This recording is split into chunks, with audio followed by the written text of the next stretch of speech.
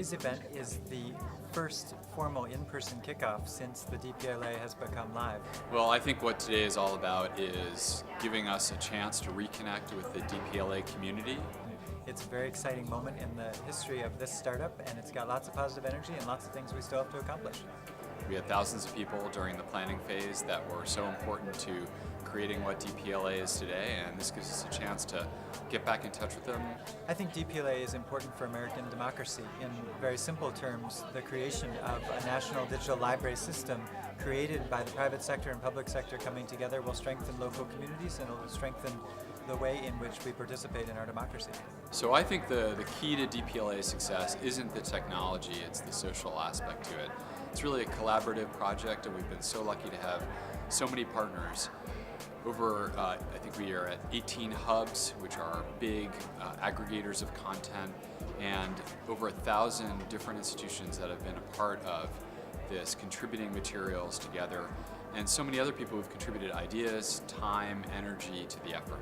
The title of the session was Using the DPL for Advanced Research, and we had, I thought, a really productive discussion about focusing a lot on how you could link the data and use the data, connect the data to, in the DPL to other available projects.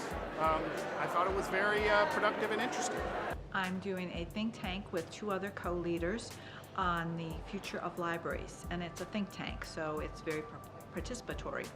The variety and diversity of the stuff that's in the DPLA is amazing. You can use it to expand the scope of the class and the research that I'm doing. I'm used to using research libraries that have a very specific focus, and the DPLA has a much more diverse body of materials. What we've asked the groups, we've divided them into about 6 small groups to discuss the different issues. We gave them scenarios of possibilities for libraries in the future, and they've been charged to discuss the top issues and to come away with both a summary of their discussions as well as two items for a list.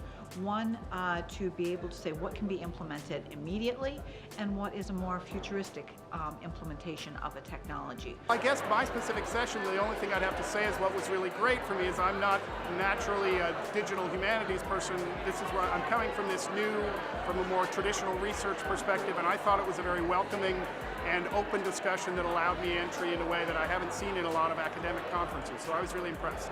It's just been an incredible day. We had 700 people sign up to come, and you can just feel the energy. When I got up on stage this morning, first thing, there was just a lot of smiles in the crowd, a lot of people who know each other, old friends and some new friends who have worked on the project, so I think it's wonderful to get together and have a chance to do this in person. Well, I hope that people from many different walks of life, whether representing a particular community group from a particular racial background, or someone who is representing funders, or people who are representing large institutions, I hope that they will all see a place for themselves within the DPLA. This is a community-driven organization, and one where we want lots of participation from smart and devoted people who want to volunteer their time and their treasure, in the case of philanthropists, to make something that's truly in the public interest. If someone hasn't had a chance to say hi, happy to do so. Pick up stuff on your way out, and thanks again.